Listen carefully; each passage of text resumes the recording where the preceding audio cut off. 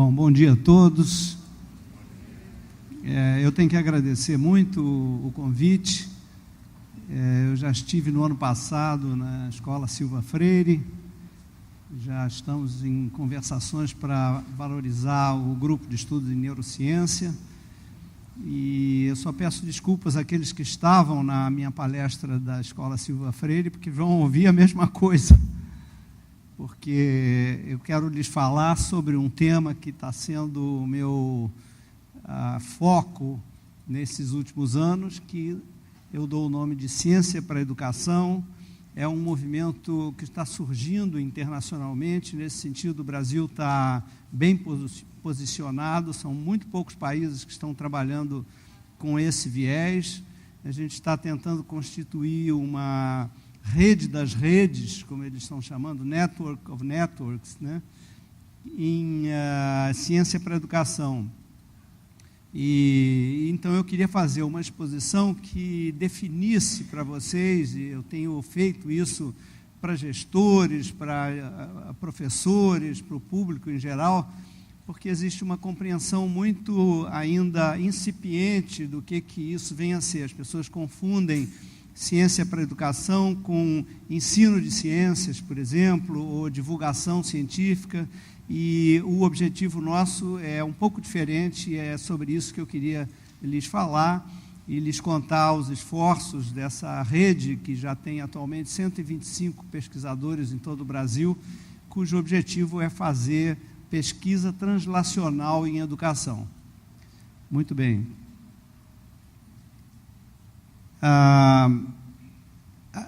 Essa pesquisa translacional, ela já tem sido definida há muitas décadas, e isso começou depois da guerra com esse cidadão aqui, que chamava-se Vannevar Bush, que era um assessor do presidente Roosevelt. Então, Roosevelt, quando terminou a guerra, aliás, o Bush foi o responsável pelo projeto Manhattan, que foi um projeto de grande sucesso, infelizmente para fins bélicos, mas que reuniu a nata da física internacional, da física atômica internacional, e resultou, infelizmente, na bomba atômica, mas também no radar, que até hoje é um instrumento absolutamente essencial na navegação aérea, por exemplo. Então, o Bush tinha muita experiência em lidar com a comunidade científica americana, e o Roosevelt chamou o Bush e disse assim: Bush, nós vencemos a guerra, agora nós precisamos vencer a doença. Então, ele convocou o Bush a gerar um relatório para servir de base a uma política norte-americana do que se ficou conhecido como pesquisa translacional em saúde. E o que o Bush, a atividade dele, os Estados Unidos são um país muito pragmático, né? Às vezes um pouco diferente de nós aqui no Brasil, porque o relatório que o Bush publicou, que se chamou Ciência, a Fronteira Sem Fim, serviu para a criação da Fundação Nacional de Ciência dos Estados Unidos, que é a grande financiadora da pesquisa nos Estados Unidos, e para triplicar o tamanho dos institutos nacionais de saúde daquele país, não é?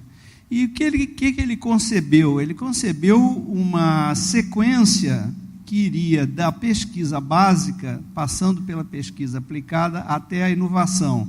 Do lado de cá estariam os conceitos fundamentais que a pesquisa básica propicia, e do lado de cá a utilidade prática, quer dizer, a utilização social dos conceitos que eram desenvolvidos aqui. Depois disso, esse conceito evoluiu, e hoje em dia ele ficou um pouco mais elaborado. Isso se deveu a esse outro americano chamado Donald Stokes, que escreveu esse livro, que tem tradução para o português, inclusive o Quadrante de Pasteur.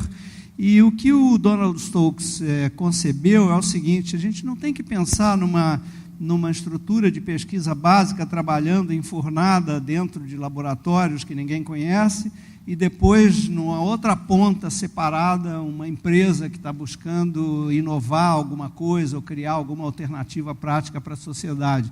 A gente tem que criar um ambiente em que todo mundo trabalhe junto. em que todos esses diferentes profissionais da ciência trabalhem, e aí o foco seria o que ele chamou pesquisa inspirada pelo uso, e ele deu o nome a esse quadrante de Pasteur. Por que Pasteur? Pasteur foi todo mundo conhece Pasteur, foi um grande biólogo, ele revolucionou a biologia, porque ele enterrou de vez aquela ideia de geração espontânea da vida, não é? E, ao mesmo tempo, ele criou uma técnica que ficou conhecida como pasteurização, e que a gente usa até hoje. Então, Pasteur trabalhou, ele sozinho no laboratório dele, em conceitos básicos e na sua aplicação. E então, e além do mais, ele foi financiado pelos vinicultores e pelos cervejeiros da França, que estavam muito interessados no método de pasteurização, queriam saber por que os seus produtos estragavam, não é? Muito bem, então esse conceito de pesquisa inspirada pelo uso é o conceito de pesquisa translacional que foi amplamente utilizado na área de saúde no mundo inteiro. Então, ele significa a criação de um ecossistema confluente de disciplinas as mais variadas, que vão da economia e da sociologia até a matemática, tecnologias digitais, atendendo a demandas sociais. Então, a gente cria um ecossistema em que vários profissionais da ciência trabalham com um objetivo social explícito, né? Muito bem, na saúde, isso ficou conhecido como uma pesquisa da bancada à beira do leito, não é? E os atores desse conjunto já são bem conhecidos. As universidades, aqui na bancada, pesquisadores, professores, etc. E do lado de cá, os sistemas de saúde, hospitais, clínicas, os profissionais de saúde, etc., passando pelas empresas, as maiores, aquelas grandonas, Merck, Roche, etc., conhecidas como Big Pharma, mas também aquelas menores, startups, empresas inovadoras iniciadas por jovens, etc., né? Eu trago esse exemplo sempre, é um colega do Rio Grande do Sul, Rafael Resler, ele tem um laboratório na Universidade Federal do Rio Grande do Sul, ele gera publicações em conceitos básicos sobre câncer, e ao mesmo tempo ele criou uma pequena empresa, essas são as duas diretoras da empresa, são bastante jovens, são ex-alunas dele, e ele deposita patentes sobre medicamentos voltados para terapias do câncer. Quais foram os resultados de décadas desse tipo de proposição? Esse aqui é o quadro da mortalidade infantil no Brasil, de 1990 até 2012. É uma queda fulminante da mortalidade infantil num país tão desigual como o nosso. Nos outros países do mundo isso aconteceu ainda mais fortemente. Isso aqui é a mesma coisa, só que é a curva de expectativa de vida, né? De 1920, aqui nesse ponto, 35 anos era a expectativa de vida média do brasileiro, até 80 anos, que é o que se espera para 2060. Então, isso aconteceu também nos outros países, e aconteceu também no Brasil, e modificou completamente a pirâmide demográfica. Então, os resultados na área da saúde, dessa perspectiva de gerar um ecossistema, um ambiente integrado de pesquisadores voltados para temas da saúde, deu resultado. Claro que foi um investimento de muitas décadas, sustentado, mas é uma coisa que ninguém questiona. Se vocês forem perguntarem a qualquer pessoa andando na rua se ele acha que a ciência é importante para a medicina, ele vai dizer que sim. Se ele acha que a vacina é importante, ele compreende que a vacina dependeu da ciência, se os medicamentos, as técnicas cirúrgicas e assim por diante. Ninguém questiona. Mas isso não é verdade para a educação. Então, aí é que eu quero pegar o gancho da pesquisa translacional para a educação. Olha aqui a nossa educação. Isso aqui é o ranking da OCDE, não é? Dos países, 70 e alguma coisa, 70 e tantos países, eu acho, que são ranqueados, todos vocês certamente conhecem, e essa linha preta é a média. E esse emoticon brasileiro aqui está desesperado, porque ele não consegue ver o Brasil aí. Então, eu vou ter que ampliar o slide para vocês verem onde que o Brasil está, que vocês já sabem naturalmente. Estamos em 65º lugar no levantamento de 2015 do PISA, na OCDE. Quer dizer, a nossa situação em educação é assim desesperadora. E como é que a gente vai sair desse buraco?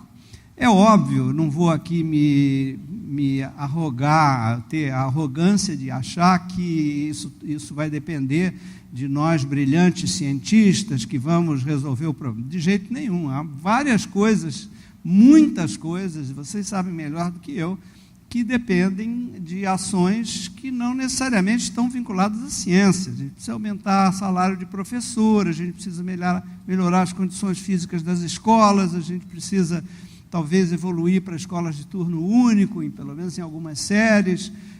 Enfim, é um número muito grande de ações que não dependem da ciência, que todo mundo já sabe, são mais ou menos óbvias. Mas eu vou argumentar com vocês que se a gente tiver ciência, inserir ciência aqui, talvez a nossa capacidade de subir esse ranking no curto prazo, pelo menos para atingir a média da OCDE, seja acelerado. Esse aqui é o quadro das 3 disciplinas que são, das 3 habilidades que são testadas, né, no PISA, né? E isso aqui é a média. Então, isso aqui é o Brasil, na matemática, na leitura e na ciência. Reparem, entre 2000 e 2015, a gente subiu um pouquinho, mas já desceu, ou então oscilou, mas na prática a gente está mais ou menos na mesma em 15 anos. E aqui a média demonstra mais ou menos isso. Aqui os 10 países líderes, aqui a média da OCDE e aqui o Brasil. Uma pequena oscilação, não saímos do lugar em 15 anos.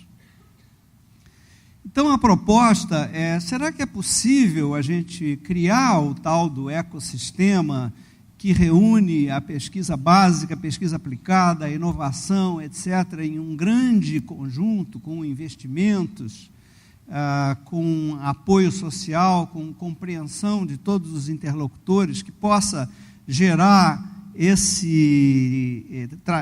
transferir esse dito da bancada à beira do leito, que passaria a ser da bancada à sala de aula? Será que é possível a gente gerar isso e implantar uma política desse tipo para ter resultados em pouco tempo? Então, os atores já existem no Brasil. O Brasil já tem universidades que fazem pesquisa, centros de pesquisa, tem sistemas de pós-graduação. O Brasil tem um sistema educacional organizado, com 1000 deficiências, etc., mas tem escolas de todo tipo, tem a FATEC é um exemplo nesse sentido, né? Uma escola, ou escolas, né? Um sistema bastante especializado, bastante sofisticado, e o Brasil já dispõe disso, né? A mesma coisa, professores, gestores. A gente tem empresas e governos e secretarias organizadas para criar políticas educacionais consistentes, empresas pequenas que estão desenvolvendo produtos voltados para a educação. Então, a gente tem os atores. O que a gente precisa é conectá-los e organizar isso como um sistema. Então, eu vou dar um exemplo de como é que seria, como é que funcionaria isso. Suponha que um governo toma posse. O meu exemplo é lá de trás, não tive tempo ainda de observar ou utilizar exemplos provenientes do atual governo, mas isso aqui foi na época da posse do presidente Michel Temer, em que aqui está o ministro da Educação na época, E o que eles fizeram? Eles foram contemplar a sala de aula, analisaram os índices educacionais, que o Brasil tem muitos também, que vocês conhecem, e verificaram, por exemplo, que no caso do ensino médio, o Brasil estava se afastando perigosamente do que tinha planejado, do que tinha sido planejado, que é essa linha amarela aqui, não é? Então, o diagnóstico era, está dando errado, a gente precisa intervir de algum modo nesse aspecto, né? E aí o que o governo fez foi lançar uma medida provisória, vocês certamente se lembram, de reforma do ensino médio, não é? Essa medida provisória tinha várias coisas, eram várias medidas em uma só, e um dos aspectos era, eu estou usando apenas como um exemplo, para vocês entenderem o meu ponto, era a retirada da educação física do currículo. A educação física foi retirada do currículo, naquela primeira versão da medida provisória. Depois voltou. Acho que todo mundo reclamou, voltou. Qual o raciocínio dos gestores naquela época? Bom, a educação física é uma coisa muito boa para o corpício, muito boa para a saúde, mas não tem nada a ver com a educação. Então, ela não é crucial, ela não é prioritária. Importante, tudo bem, mas não é prioritária. Esse foi o raciocínio da época, né? E a expectativa seria de que essa medida provisória, sem educação física, mas com outras coisas, etc., depois a gente analisaria em alguns anos depois e talvez veria uma curva como essa, chegamos lá, deu tudo certo, ou talvez veríamos uma curva como essa, isto é, nada deu certo. Quer dizer, nós esperaríamos 10 anos, sei lá, 5, 10, 15 anos, um certo tempo, para descobrir que eventualmente não deu certo. Então, por que isso? Porque a intervenção, e no meu exemplo particular, seria a retirada da educação física, há outros exemplos, obviamente, entendam bem que isso é só um exemplo, a intervenção não teve base científica. Ninguém perguntou aos cientistas, à literatura especializada, sobre a educação física, o seu valor pedagógico, o seu valor educacional. Embora a avaliação que seria feita obedece a uma metodologia rigorosa, como são os vários índices e métricas que o Brasil já tem para avaliar a sua educação. Então, qual a consequência disso? É que a taxa de risco das intervenções de política pública é muito alta. Porque você faz uma intervenção sem base científica, sem evidência, sem comprovação, e aí você aposta que vai dar certo. E vai olhar 10 anos depois, e bom, aí se não deu certo, você perdeu 10 anos. Se você tiver sorte, deu certo, ótimo, beleza. Então, esse é um tipo de pesquisa translacional que a gente chama de reativa, porque ela é pouco eficiente, ela é intuitiva, ou política, ou ideológica, o que você quiser, a motivação inicial para a intervenção, e depois você vai testar vários anos depois com uma chance de risco, uma chance de não ter dado certo muito alta. A gente propõe um tipo de abordagem que é proativa. Será que a gente não pode fazer com que a intervenção inicial tenha base científica?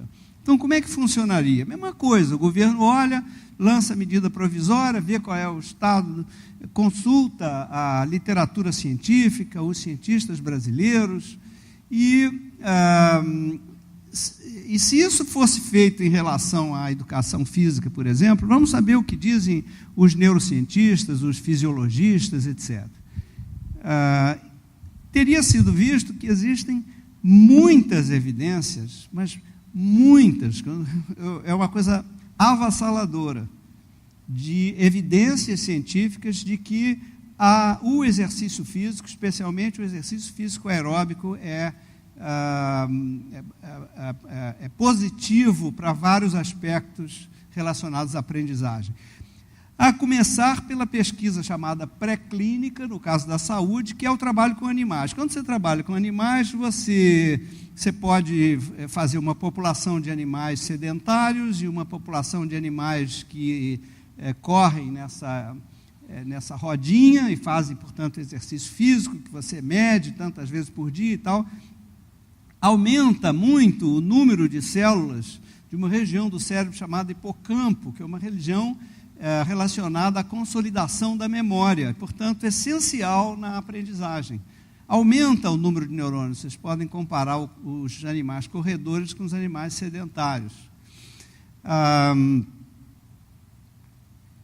E existem trabalhos, inclusive no Brasil, aqui um exemplo de um grupo com quem eu colaboro, do Hospital Einstein, do Instituto Einstein em São Paulo, e da Unifesp, também em São Paulo, com trabalhos desse tipo, usando roedores para estabelecer essa premissa.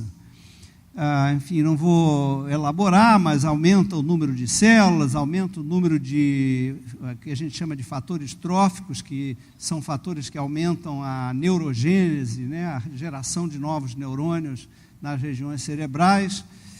Quando você passa para os seres humanos, nos quais você não tem a mesma conjunto de ferramentas, você não pode olhar os neurônios dos seres humanos vivos, não existe instrumental para isso no momento, mas pela ressonância magnética, a gente vê que aumenta o volume do hipocampo, aqui amarelinho, nas pessoas que fazem exercício físico aeróbico. E considera-se, há várias evidências nesse sentido, que o aumento do volume de uma região cerebral após uma intervenção do tipo do exercício físico significaria maior número de neurônios, especialmente esta região do hipocampo. Isso, de certa forma, corrobora o experimento anterior com os ratinhos. E, além disso, o desempenho em vários testes de aprendizagem motora, aprendizagem visual, etc., indicam uma melhora para aqueles que fazem exercício físico.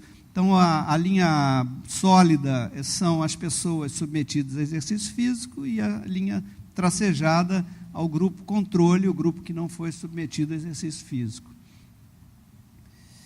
Então, a conclusão, e aqui tem outros trabalhos que eu botei só para exemplificar, é que mais exercício significa mais aprendizagem. Então, o exercício físico não é só um elemento positivo para a saúde física, é um elemento positivo para a aprendizagem das crianças e dos adultos. Se isso tivesse sido perguntado antes da tal medida provisória, como eu mencionei, a gente teria tido uma intervenção baseada na pesquisa e, portanto, uma taxa de risco mais baixa, a chance de sucesso é maior. Então, isso é o que a gente concebe como política, como pesquisa translacional proativa, porque a intervenção, o que a gente quer fazer, o que a gente se propõe a fazer, já está baseado em evidências da ciência, portanto, com mais chances. Não quer dizer, não vou ter aqui a arrogância de dizer, vai dar certo, tudo vai dar certo, baseado na ciência. Não é isso, a ciência também erra, também é um processo de idas e vindas, mas como é uma metodologia, uso uma metodologia científica rigorosa, a chance de sucesso é obviamente maior. Existem vários exemplos, eu procurei aqui um exemplo que talvez fosse mais diretamente vinculado com a aprendizagem, no caso, a aprendizagem da leitura. Esse é um trabalho de um grupo francês, que tem a participação de uma brasileira, chamada Lúcia Braga, da Rede Sara, e eles fizeram um trabalho em que eles mapearam as regiões do cérebro envolvidas com a leitura. Então, todas essas regiões aqui nas imagens de ressonância magnética, essas em amarelo, significam regiões ativas quando a pessoa está lendo um texto, ou sendo exposta a algumas palavras. E eles compararam um grupo de indivíduos alfabetizados com um grupo de indivíduos analfabetos e outros intermediários, que vou omitir aqui para simplificar as conclusões. Se vocês forem olhar, toda vez que eles expunham esses indivíduos a palavras, o sinal de ativação cerebral era mais baixo nos analfabetos do que nos alfabetizados. Quer dizer, essas áreas cerebrais, que são chamadas em conjunto a rede neural da leitura, elas são mais ativas, muito mais ativas, nos indivíduos alfabetizados do que nos analfabetos. Então, foi possível detectar uma rede cerebral vinculada à atividade da leitura. E isso é um marcador importante para outros testes. Então, por exemplo, se você agora comparar crianças típicas, como a gente chama, e crianças disléxicas, quer dizer, crianças que têm um transtorno de aprendizagem da leitura, essas crianças disléxicas têm uma diminuição da atividade de várias áreas cerebrais. Reparem aqui, comparado com essa região aqui das crianças típicas. Então, a gente não sabe muito bem as razões, mas existe uma subativação cerebral nessas crianças disléxicas. Não é? Como é que a gente poderia utilizar a ciência para ajudar essas crianças disléxicas?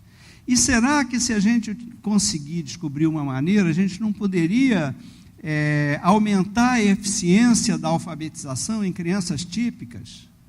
Então, isso foi um desafio enfrentado por um grupo de Israel, inicialmente, e que a gente está procurando reproduzir agora aqui no Brasil, criando um instrumento parecido com o que eles criaram, com esse objetivo que eu vou lhes relatar a seguir.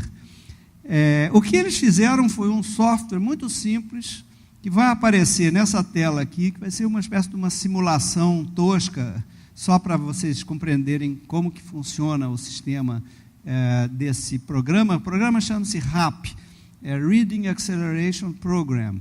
E vocês vão ver aparecer aqui uma frase, e vocês vão, portanto, ler essa frase, e no slide seguinte vai aparecer uma múltipla escolha que vai testar se vocês entenderam a frase ou não. Então, esse seria a maneira de operar com uma criança. A criança está com um monitor, recebe a frase, ela lê, e depois a próxima tela é uma pergunta de conteúdo, se ela entendeu ou não.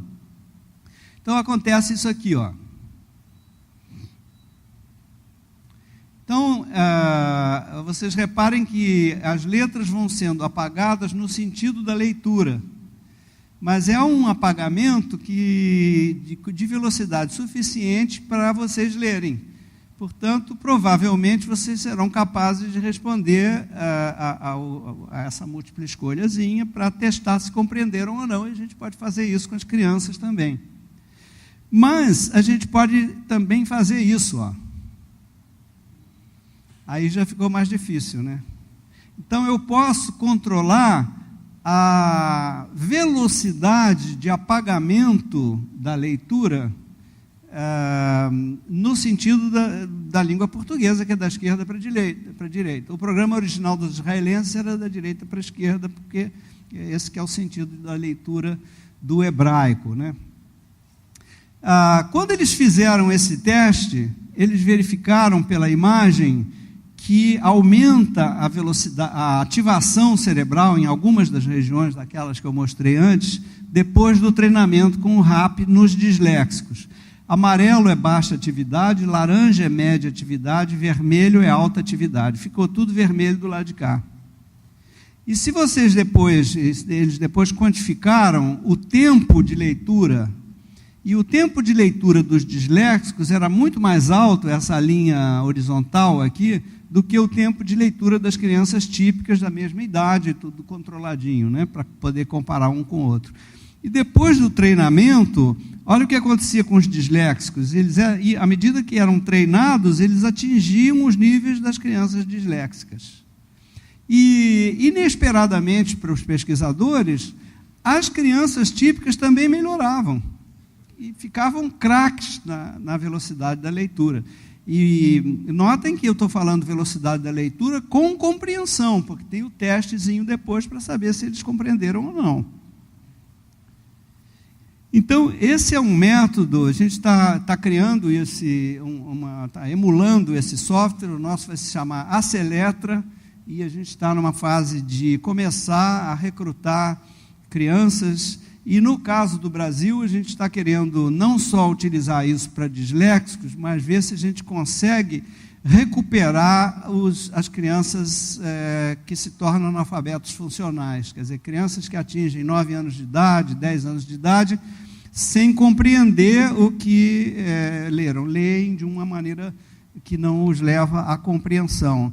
Não são crianças que têm necessariamente transtornos neurológicos ou neuropsiquiátricos, não são crianças disléxicas, são crianças resultantes das dificuldades, das insuficiências do sistema educacional, né, que não lhes, e do sistema social. Às vezes são crianças de escolas em regiões vulneráveis, e aí fica muito difícil aprender, ou acabam se evadindo da escola, etc.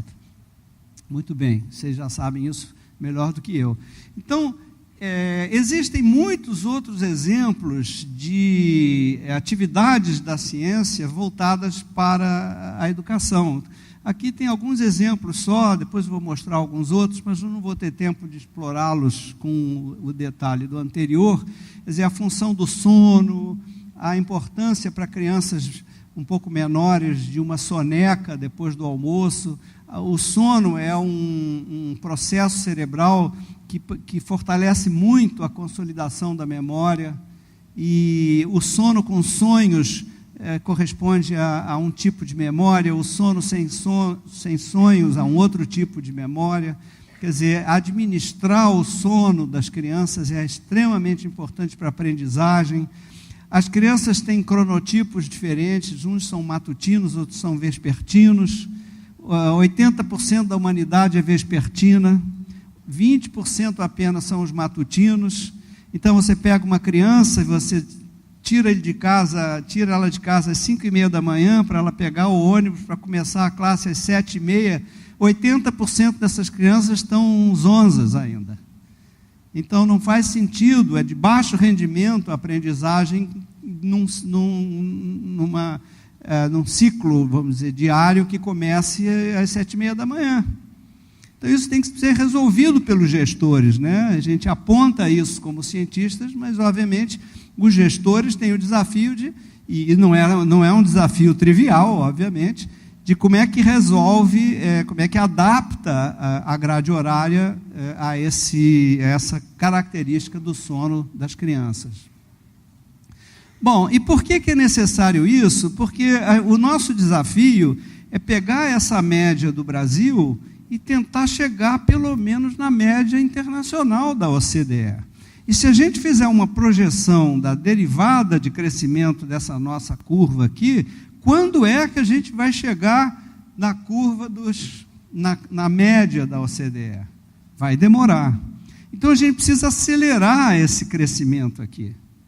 A gente precisa de uma política pública, se simplesmente aumentando vontade política e recursos, eu imagino que a gente já possa ter uma aceleração, como foi o que aconteceu aqui a partir dos anos 2000 até 2012.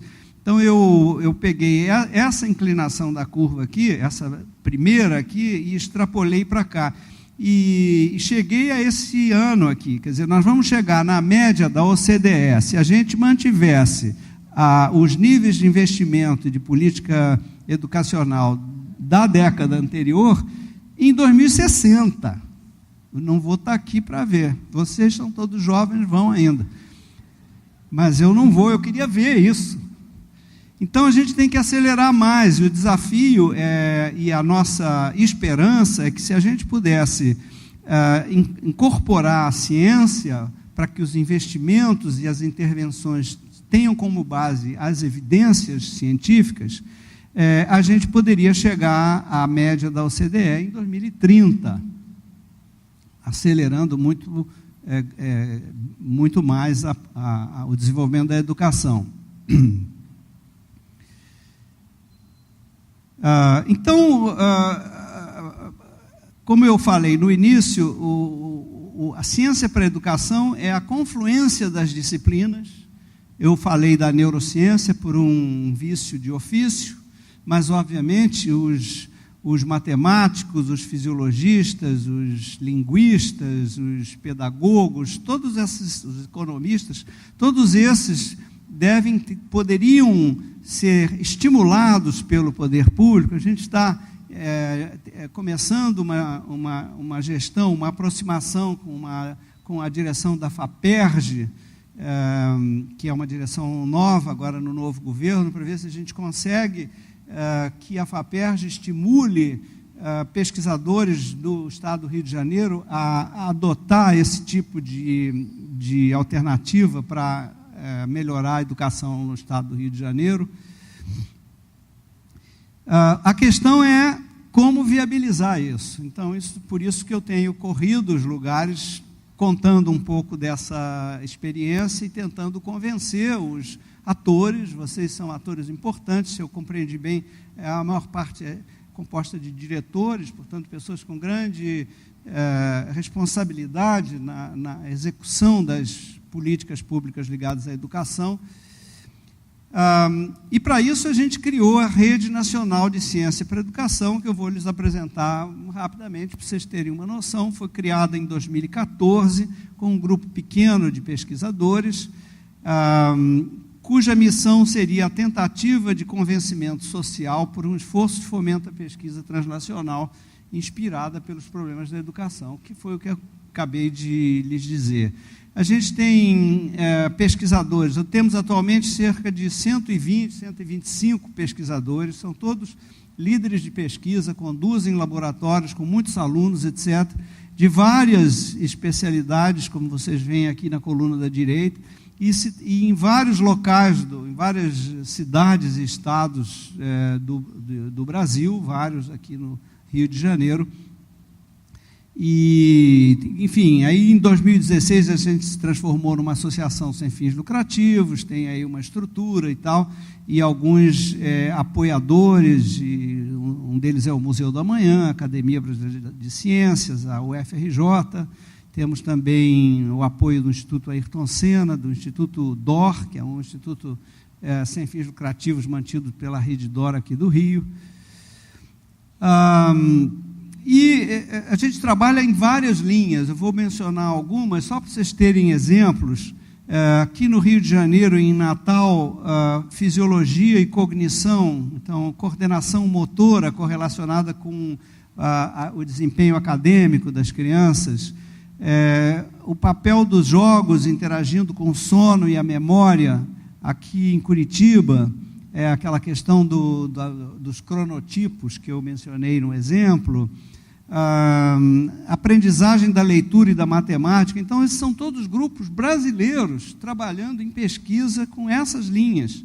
O que falta é coordenação para dar musculatura a essas iniciativas, que, por enquanto, são individuais desses pesquisadores. Aqui no Rio de Janeiro, o papel do estresse precoce na memória é extremamente importante. No caso do Rio, especialmente para as escolas que estão situadas em áreas violentas, em áreas em que o estresse chega a níveis impressionantes. As crianças têm que, vocês sabem melhor que eu, têm que aprender a se jogar no chão quando começa um barulho de tiros, enfim, uma coisa assim inimaginável, né? Modelagem matemática da neuroplasticidade, vou passar mais rápido, neuroquímica da memória, tudo isso são nossos pesquisadores em vários lugares do Brasil, aprendizagem de máquina, avaliação da leitura, ciências sociais. A gente não quer só os cientistas das ciências duras, como a gente diz, né, da neurociência e tal, também, e muito importante, os cientistas sociais. Esse é um pesquisador do IPEA, que trabalha com a geração nem, que vocês já ouviram falar certamente, nem trabalham nem estudam, não é? Economistas, aqui em São Paulo, enfim. E eu não vou perder tempo com todos esses objetivos da rede, porque não quero lhes aborrecer demais. Mas eu vou focar na criação desse laboratório aqui, que a gente está vendo com muito carinho, que seria uma maneira da gente implementar iniciativas de pesquisa de um modo mais organizado e mais consistente, com objetivos de atingir a educação. E vou me reportar a trabalhos meus, porque sei falar melhor sobre eles. Meus junto com outros colegas, é óbvio, né? Então, os exemplos que eu vou lhes dar representam uma associação entre a UFRJ, o Instituto DOR e a Universidade Federal do ABC, em São Paulo. E empregam vários dispositivos de registro que podem ser utilizados, inclusive com crianças pequenininhas. Por exemplo, é muito difícil você colocar uma criança dentro da ressonância. Isso aqui é um exemplo, você pode fazer isso com crianças maiores, mas muito dificilmente com crianças dessa idade. Quem já fez uma ressonância sabe como aquilo é horrível, com aquele barulhão que faz e cria sensações de claustrofobia, porque você fica dentro daquele túnel enorme. A gente pode, e portanto, seja com essa técnica ou com essa técnica, a gente pode identificar as regiões ativas no cérebro das crianças em várias situações relacionadas à aprendizagem, às emoções, ao sono e assim por diante. Outra coisa que a gente pode fazer é registrar os movimentos oculares das crianças.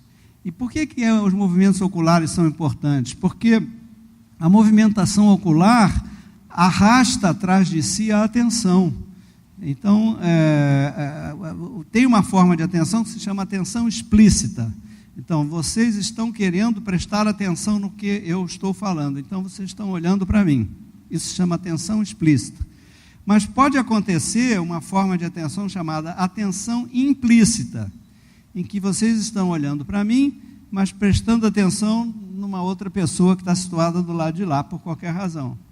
Então, a atenção, ela não depende exclusivamente do foco de olhar, ela pode se desatrelar do foco de olhar e caminhar pelo espaço circunjacente.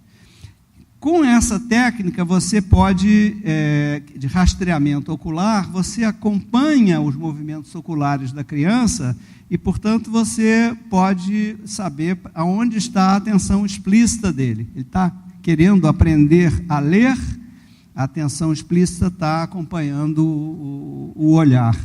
E se você medir o diâmetro pupilar, isso é correlacionado com o grau de atenção. Então, quando você está muito interessado, muito atento, você tem uma pequena dilatação da pupila.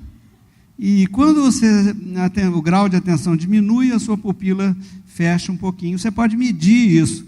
Então, você pode medir onde está a atenção e qual é o grau da atenção que essa criança tem. Então, a gente tentou fazer isso, eu vou apresentar alguns exemplos, e isso tem subjacente a essa experimentação, tem um conceito chamado neuroplasticidade transpessoal, que vem a ser o seguinte: a educação é uma interação bionívoca entre dois cérebros, dois ou mais, não é? Então, você tem um professor ou uma professora e um aluno ou uma aluna, eles interagem de alguma maneira e algum processo, algum mecanismo que o cérebro da professora ou do professor tem que ser passado para a criança.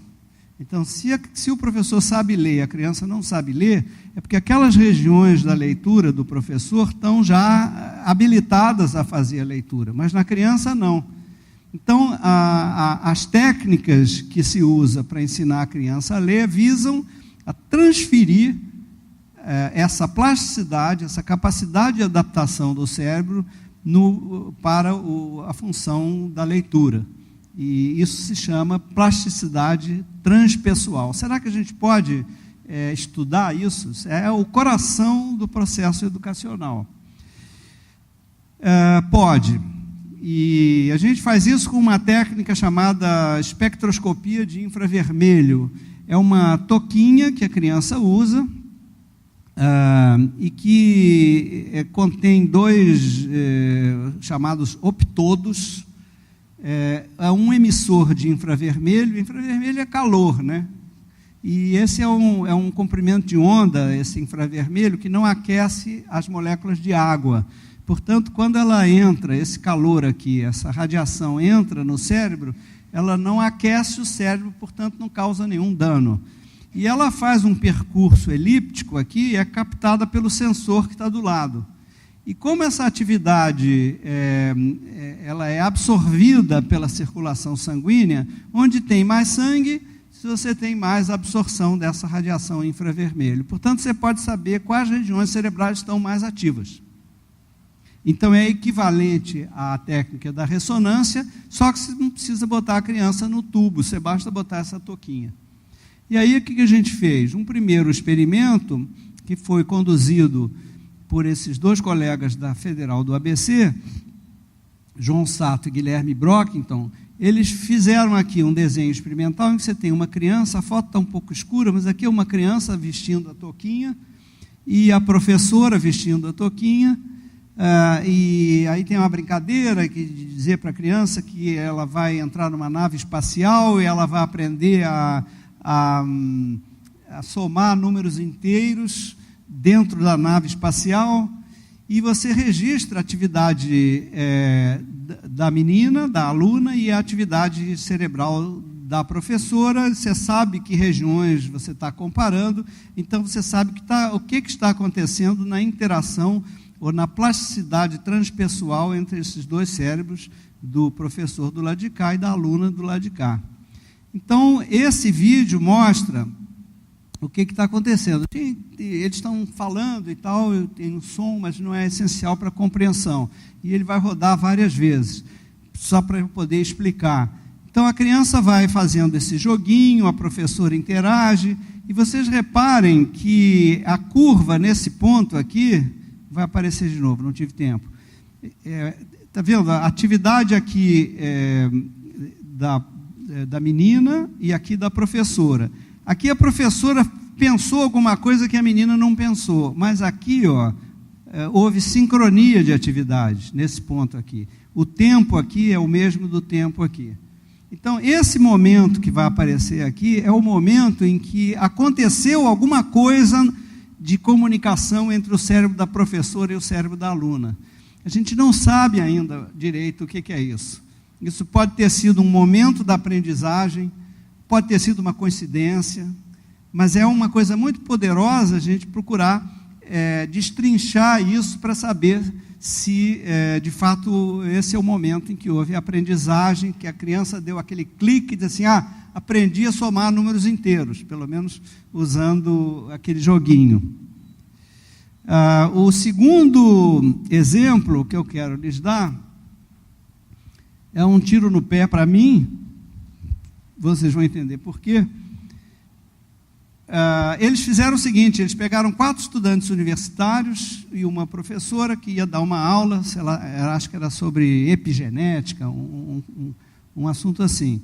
E puseram as toucas nos 4 estudantes universitários e registraram a atividade cerebral deles, dividindo a aula em 4 blocos de 8 a 10 minutos.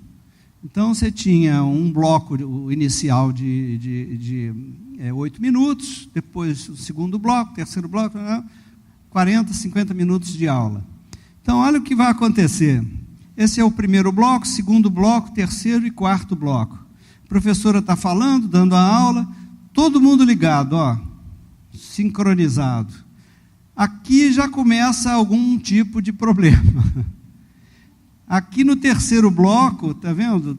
Cada um já está meio que pensando em uma coisa diferente. E o quinto bloco está meio difícil de ver, porque está um amarelo escuro, caiu aqui em cima, mas cada um está pensando num negócio completamente diferente. Então, assim, aulas teóricas, além de 10 minutos, quer dizer, vocês, cada um deve estar pensando em uma coisa completamente diferente a essa altura, entendeu? Aulas teóricas prolongadas não são eficazes. Então, aquele modelo tradicional que é esse modelo aqui da conferência, do professor com alunos, a atenção só dura 10 minutos. Depois as crianças vão para o espaço.